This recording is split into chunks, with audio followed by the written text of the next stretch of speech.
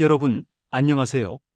오늘 들려드릴 이야기는 조선왕조실록에 기록된 가장 미스터리한 사건입니다. 1511년부터 1545년까지 무려 34년 동안 조선의 수도 한양과 궁궐을 공포에 떨게 만든 정체불명의 존재. 그것은 과연 무엇이었을까요? 조선왕조실록, 여러분도 아시다시피 이것은 단순한 기록이 아닙니다. 조선 왕조 500년 동안 왕도 볼 수 없었던 역사가들이 목숨을 걸고 기록한 가장 정확하고 객관적인 역사서입니다. 그런 실록에 괴물 이야기가 기록되어 있습니다. 그것도 한두 번이 아니라 34년 동안 여러 차례에 걸쳐 중종 6년 1511년 5월 9일 밤 경복궁 궁궐을 지키던 한 관리가 이상한 것을 목격합니다. 개같은 짐승이 전각 뒤에서 나와 담을 넘어 달아나는 모습을. 이것이 시작이었습니다. 이후 34년 동안 이 정체불명의 존재는 한양을 뒤흔들게 됩니다. 대신들은 괴물은 사람 마음속에서 생기는 것이라며 진정시키려 했지만 중종은 두려워했습니다. 그토록 두려워한 나머지 왕이 거처를 옮기는 전대미문의 사태까지 벌어집니다. 과연 무슨 일이 있었던 걸까요? 지금부터 조선왕조실록이 전하는 믿기 어렵지만 실제로 기록된 이야기를 들려드리겠습니다. 먼저 우리는 이 사건이 일어난 시대를 이해해야 합니다. 중종, 조선의 11대 임금. 그는 어떻게 왕이 되었을까요? 그는 평범하게 왕위에 오른 사람이 아닙니다. 1506년 반정으로 왕위에 올랐습니다. 형 연산군이 폭정을 일삼자 신하들이 일으킨 쿠데타, 바로 중종 반정입니다. 연산군은 폐위되고 진성대군이었던 그가 왕위에 오릅니다. 하지만 신하들의 힘으로 왕이 된 만큼 그의 왕권은 처음부터 약할 수밖에 없었습니다. 반정 공신들의 힘은 막강했고 중종은 항상 그들의 눈치를 봐야 했습니다. 중종 시대는 격동의 시대였습니다. 조광조로 대표되는 살인파가 등장했고 훈구파와의 갈등이 격화되었습니다. 1519년 기묘사화, 중종이 그토록 총애하던 조광조를 자신의 손으로 죽이는 비극이 일어납니다. 왕권과 신권의 갈등, 붕당 정치의 시작. 조선의 정치는 점점 복잡해지고 있었습니다. 그런 불안한 시대에 괴물이 나타났습니다. 어떤 이들은 이렇게 말합니다. 괴물은 실제로 존재했던 것이 아니라 불안한 시대가 만들어낸 집단 환상이었다고. 하지만 과연 그럴까요? 조선왕조실록은 매우 구체적으로 여러 차례에 걸쳐 이 존재를 기록하고 있습니다. 중종은 어떤 왕이었을까요? 역사는 그를 우유부단한 왕으로 기록합니다. 조광조를 총애하다가 죽이고 신하들의 말에 쉽게 흔들리는. 하지만 그런 그가 괴물 소동 때는 확고했습니다. 신하들이 아무리 말려도 거처를 옮기겠다고 고집을 부렸으니까요. 무엇이 그를 그토록 두렵게 만들었을까요? 중종 6년 1511년 5월 9일, 그날 밤은 평범한 밤이었습니다. 경복궁 문소전, 역대 왕들의 신주를 모신 곳 뒤편에서 한 궁궐 관리가 이상한 것을 목격합니다. 개같은 짐승이 전각 뒤에서 나와 앞쪽으로 향하는 것이었습니다. 관리는 깜짝 놀랐습니다. 궁궐 안, 그것도 왕들의 신주를 모신 신성한 곳에 들짐승이 들어왔다는 것은 있을 수 없는 일이었습니다. 그는 소리를 지르며 짐승을 쫓았습니다. 하지만 그 짐승은 서쪽 담을 훌쩍 넘어 달아났습니다. 조선왕조실록은 이렇게 기록합니다. 밤에 개같은 짐승이 왕실의 신주를 모신 정각 뒤에서 나와 앞으로 향하는 것을 궁궐 관리가 이상하게 여겨 쫓으니 서쪽 담을 넘어 달아났다. 명령을 내려 찾게 하였으나 찾지 못하였다. 중종은 즉시 명령을 내렸습니다. 찾아라. 군사들이 궁궐 안팎을 샅샅이 뒤졌습니다. 하지만 아무것도 찾지 못했습니다. 그 짐승은 마치 연기처럼 사라져버렸습니다. 실록은 계속해서 이렇게 기록합니다. 왕이 자는 곳은 들짐승이 들어갈 곳이 아니고 전날 밤에 소나무가 불타고 이날 밤 짐승에 이상한 일이 있었으니 며칠 동안 이상한 징조가 자주 보임은 반드시 원인이 있을 것이다. 당시 사람들은 이런 일을 단순한 사건으로 보지 않았습니다. 하늘의 경고, 불길한 징조, 왕에게 문제가 있다는 신호, 이렇게 해석했습니다. 중종은 불안했습니다. 반정으로 왕위에 오른 그에게 이런 불길한 징조는 정통성에 대한 의문으로 이어질 수 있었습니다. 하지만 이것은 시작에 불과했습니다. 그 후로 한동안 조용했습니다. 사람들은 잊어가고 있었습니다. 어쩌면 그냥 들개가 궁궐에 들어왔다 나간 것일지도. 하지만 그것은 소문이 되어 퍼져나가고 있었습니다. 궁궐에 괴물이 나타났다더라. 한양 사람들 사이에서 이런 이야기가 돌았습니다. 그리고 다시 나타났습니다. 이번에는 더 많은 사람들이 목격했습니다.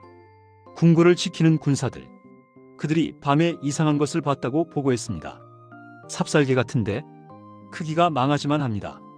담을 쉽게 넘어다닙니다. 사람을 보면 도망갑니다. 목격담은 점점 구체화되었습니다. 어떤 사람은 말했습니다.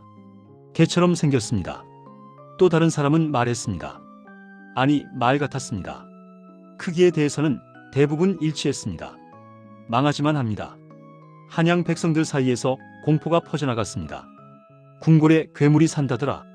밤에 나타난다더라. 검은 그림자 같다더라. 소문은 꼬리에 꼬리를 물었습니다. 사람들은 밤에 외출하기를 두려워했습니다.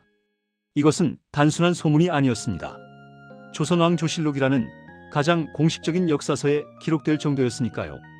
역사 기록자들도 이것을 무시할 수 없었습니다.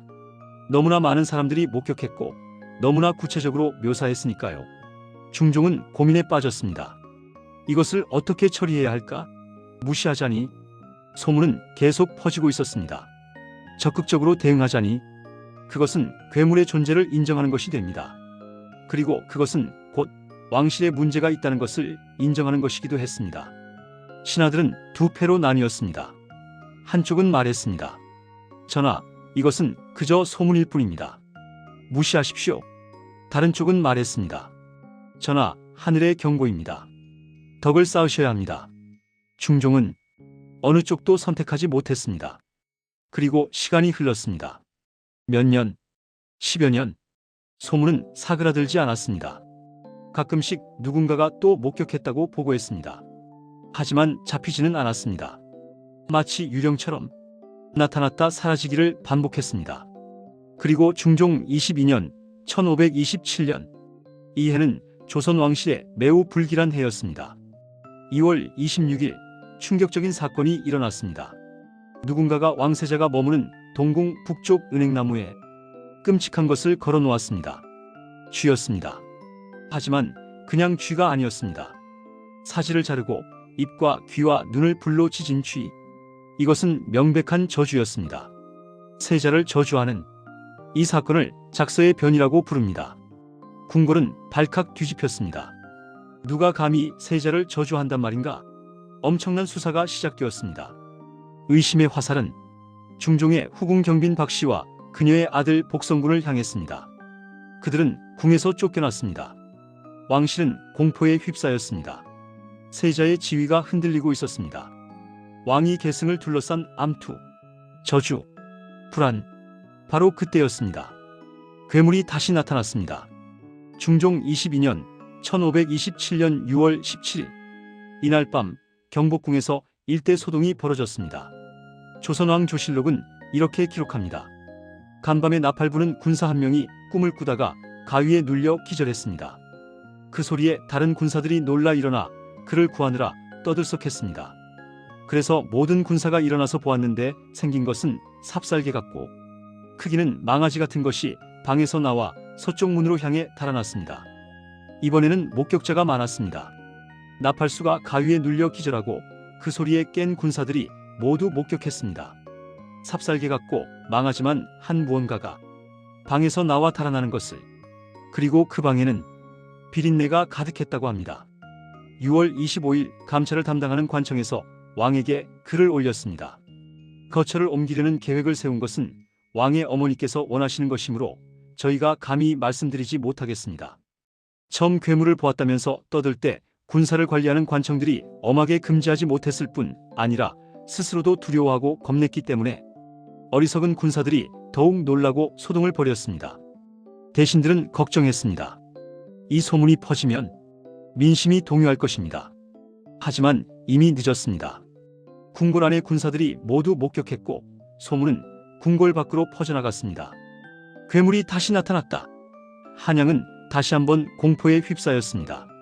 그리고 3년 후 중종 25년 1530년 7월 16일 이날은 조선 왕실 역사상 전무후무한 일이 일어난 날입니다. 조선왕 조실록은 이렇게 기록합니다. 왕의 어머니께서 경복궁에서 창덕궁으로 거처를 옮기셨다. 왕, 왕비, 세자빈이 이때 함께 옮겼고 세자가 제일 나중에 옮겼다. 왕실 전체가 경복궁에서 창덕궁으로 거처를 옮긴 것입니다. 왜 실록은 그 이유를 이렇게 기록합니다. 왕의 어머니가 머무시는 곳에는 대낮에 괴물이 창문과 벽을 마구 두드리는가 하면 이상한 것으로 괴롭히기도 했다. 왕이 곁에 있지 않을 때는 못하는 짓이 없이 마구 난동을 부렸기 때문에 거처를 옮긴 것이다. 대낮에 왕의 어머니가 계신 곳에 괴물이 나타나 창문과 벽을 두드렸다는 것입니다. 중종이 옆에 있을 때는 조용하지만 혼자 있을 때는 난동을 부렸다고 왕의 어머니는 극도로 두려워했습니다. 그래서 거처를 옮기겠다고 주장했고 중종도 동의했습니다. 대신들은 반대했습니다. 요즘 궁궐 안에서 밤에 계속 가위에 눌리는 이상한 일이 있었는데 왕의 어머니께서 들으시고 깊이 불안해하십니다. 그리고 세자가 나이 어린 것을 염려하여 간절히 거처를 옮기려 하십니다. 제가 함부로 거처를 옮기는 것은 안 된다고 말씀드렸지만 꼭 옮기시려고 하십니다. 중종은 말했습니다. 만약 어머니께서 거처를 옮기신다면 문안을 드리기도 어려울 것이므로 나도 창덕궁으로 옮겼다가 안정된 뒤에 다시 돌아오려고 하는데 어떻겠는가? 대신들은 계속 반대했습니다. 전하, 이것은 그저 소문일 뿐입니다. 괴물이란 본디 사람 마음속에서 생기는 법입니다. 목격자가 학식 있는 선비도 아니고 무식한 군인인데 그런 말을 어떻게 믿습니까? 공연히 거처를 옮기면 민심만 어지럽힐 것입니다. 하지만 중종의 결심은 확고했습니다. 평소에는 우유부단했던 그가 이번에는 신하들의 반대를 무릅쓰고 거처를 옮기기로 결정했습니다. 무엇이 그를 그토록 확신하게 만들었을까요? 정말로 무언가를 봤던 걸까요? 7월 16일 왕의 어머니가 먼저 창덕궁으로 옮겼습니다. 그리고 중종, 왕비, 세자빈이 함께 옮겼고 세자가 마지막으로 옮겼습니다. 왕실 전체가 괴물을 피해 도망친 것입니다. 이것이 얼마나 이례적인 일인지 아십니까? 조선 왕조 500년 역사를 통틀어 괴물 때문에 왕이 거처를 옮긴 것은 이때가 유일합니다. 전쟁도 아니고 화재도 아니고 괴물 때문에 창덕궁으로 옮긴 후에도 소문은 계속되었습니다. 중종 27년 1532년 5월 21일 실록은 이렇게 기록합니다. 궁궐을 지키는 군사들이 밤에 놀랐다. 어떤 사람이 거짓으로 말같이 생긴 괴물이 나타나 이리저리 치닫는다고 하자 군사들이 놀려 소리치면서 소동을 벌였다. 궁궐을 지키는 정예 군사들조차 공포에 떨며 소동을 벌였습니다. 이것이 얼마나 심각한 일인지 상상이 가시나요? 나라를 지키는 군사들이 괴물 소문 하나에 밤새 소란을 피우다니. 당시 조선 사회는 이 괴물을 어떻게 해석했을까요? 크게 세 가지 의견이 있었습니다. 첫째, 실제로 괴물이 존재한다는 의견. 많은 사람들이 목격했고 목격담이 일치합니다. 삽살개 같고 망하지만 한 크기, 담을 뛰어넘는 능력, 비린내. 이것들이 모두 허구일 수 있을까요? 둘째, 집단 환상이라는 의견. 대신들 중 일부는 이렇게 주장했습니다. 괴물은 사람 마음속에서 생기는 것입니다. 불안한 시대, 불안한 마음이 만들어낸 환상입니다. 세자를 저주하는 사건 같은 일들로 왕실이 불안정했고 그 불안이 괴물로 나타났다는 것이죠. 셋째, 정치적 음모라는 의견.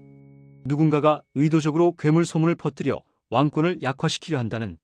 실제로 1527년 세자를 저주한 사건은 분명한 정치적 음모였습니다. 괴물 소문도 그런 음모의 일환이 아닐까? 하지만 어느 것도 확실하지 않았습니다. 괴물은 잡히지 않았고 증거도 없었습니다. 다만 계속해서 목격담만 나올 뿐이었습니다. 흥미로운 점이 있습니다. 이 괴물은 사람을 해치지 않았습니다. 단지 나타났다 사라질 뿐이었습니다. 때로는 창문을 두드리고 때로는 방에 비린내를 남기고, 하지만 직접적인 공격은 없었습니다. 이것이 더 이상하지 않습니까? 정말 괴물이라면 왜 사람을 해치지 않았을까요? 어떤 학자는 이렇게 추측합니다. 삽살개만 한 크기라면 어쩌면 큰 개나 늑대였을 수도 있습니다. 당시 한양 주변에는 산과 숲이 많았고 야생동물도 많았으니까요. 하지만 그렇다면 왜 잡히지 않았을까요? 34년 동안이나 세월이 흘렀습니다. 중종은 늙어갔습니다. 1544년 중종이 세상을 떠났습니다. 38년의 재위 기간 동안 그는 괴물의 공포 속에서 살았습니다. 그리고 그의 아들 인종이 왕위에 올랐습니다. 인종, 비운의 왕입니다. 왕위에 오른 지 겨우 8개월 만에 세상을 떠납니다. 그것도 의문스러운 죽음으로. 하지만 그것은 다른 이야기이고 중요한 것은 인종이 죽던 날 밤에도 괴물이 나타났다는 것입니다. 인종 원년 1545년 7월 1일 인종이 세상을 떠났습니다. 바로 그날 밤 조선왕 조실록은 이렇게 기록합니다. 한양에 밤에 소동이 있었다. 왕께서 돌아가신 날에 한양 사람들이 저절로 놀라 소동을 벌이며 많은 사람이 이상한 말을 퍼뜨리기를 괴물이 밤에 다니는데 지나가는 곳에는 검은 기운이 캄캄하고 여러 수레가 가는 듯한 소리가 난다 하였다. 이번에는 한양 전체가 패닉에 빠졌습니다. 서로 전하여 미친 듯이 혼란스러워하며 떼를 지어 모여서 함께 떠들고 궁궐 근처부터 내거리까지 징을 치며 쫓아다녔으니 소리는 한양 안을 진동하고 사람과 말이 놀라 피해 다니는데 순찰병졸이 막을 수 없었다. 상상해보세요. 왕이 죽던 밤 한양 거리 곳곳에서 사람들이 징을 치며 괴물을 쫓아다니는 모습을 말과 사람들이 놀라 이리저리 뛰어다니고 순찰병졸들조차 막을 수 없는 대혼란. 괴물이 지나가는 곳마다 검은 기운이 캄캄하고 수레가 구르는 소리가 난다는 묘사. 이것은 더 이상 단순한 동물이 아닙니다. 뭔가 초자연적인 존재처럼 묘사되고 있습니다. 이 소동은 사나흘 계속되었습니다. 한양 전체가 공포에 떨었습니다. 왕이 죽고 괴물이 나타나고 사람들은 이것을 하늘의 경고로 해석했습니다. 조선에 큰 변고가 일어날 것이다. 왕조가 위험하다. 그리고 이 기록을 마지막으로 조선왕 조실록에서 이 괴물은 더 이상 등장하지 않습니다. 1511년부터 1545년까지 정확히 34년 동안 한양을 공포에 떨게 만들던 그 존재는 인종의 죽음과 함께 사라졌습니다. 왜 갑자기 사라진 것일까요? 정말로 존재했던 것이라면 왜 인종의 죽음 이후로는 나타나지 않은 걸까요? 이것 또한 미스터리입니다. 그렇다면 이 괴물의 정체는 과연 무엇이었을까요? 역사학자들과 연구자들은 여러 가지 가설을 제시합니다. 첫 번째 가설, 실제 동물이었다는 것입니다. 일부 학자들은 이렇게 추측합니다. 삽살개처럼 생기고 망하지만 한 크기라면 어쩌면 큰 개, 늑대 혹은 멧돼지 같은 야생동물이었을 수 있습니다. 당시 한양 주변에는 산과 숲이 많았고 야생동물도 많았으니까요. 담을 뛰어넘는 능력도 큰 동물이라면 가능합니다. 하지만 이 가설에는 문제가 있습니다. 왜 34년 동안이나 잡히지 않았을까요? 조선의 군사들이 그토록 무능했을까요? 그리고 왜 인종의 죽음 이후로는 나타나지 않았을까요? 야생동물이라면 계속 나타나야 정상 아닐까요? 두 번째 가설, 집단 히스테리였다는 것입니다. 심리학자들이 제시하는 가설입니다. 불안한 시대, 불안한 마음이 만들어낸 집단 환각이었을 것입니다. 중종시대는 정치적으로 매우 불안정했습니다. 반정으로 왕위에 오른 중종, 기묘사화, 세자를 저주한 사건, 계속되는 정치적 사건들. 이런 불안이 괴물로 형상화되었다는 것이죠. 집단 히스테리는 실제로 역사적으로 여러 번 발생했습니다. 중세 유럽의 마녀 사냥, 춘병. 불안한 시대에 사람들은 종종 비이성적인 공포에 사로잡힙니다. 한 사람이 괴물을 봤다고 말하면 다른 사람들도 그것을 보게 됩니다. 심리학에서는 이것을 확증 편향이라고 부릅니다. 세 번째 가설, 정치적 음모였다는 것입니다. 가장 흥미로운 가설이기도 합니다. 누군가가 의도적으로 괴물 소문을 퍼뜨려 왕권을 약화시키려 했다는. 실제로 1527년 세자를 저주한 사건은 분명한 정치적 음모였습니다.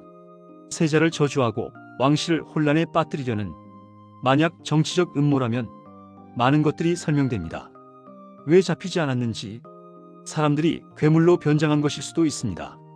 왜 특정 시기에 집중적으로 나타났는지, 정치적으로 중요한 시기에 의도적으로 소문을 퍼뜨렸을 수 있습니다.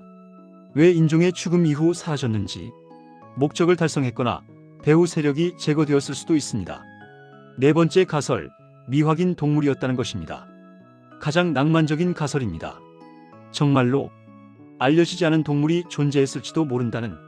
세계 곳곳에는 목격담은 많지만 실체가 확인되지 않은 동물들이 있습니다. 빅풋, 네스호의 괴물 예티.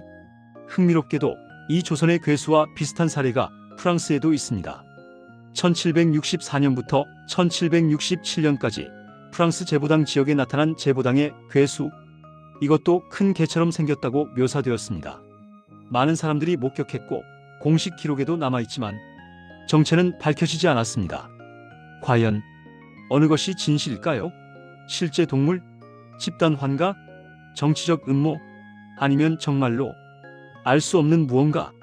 여러분, 오늘 이야기를 듣고 어떤 생각이 드시나요? 믿으시나요? 아니면 믿지 않으시나요? 중요한 것은 이것이 단순한 괴담이나 전설이 아니라는 것입니다.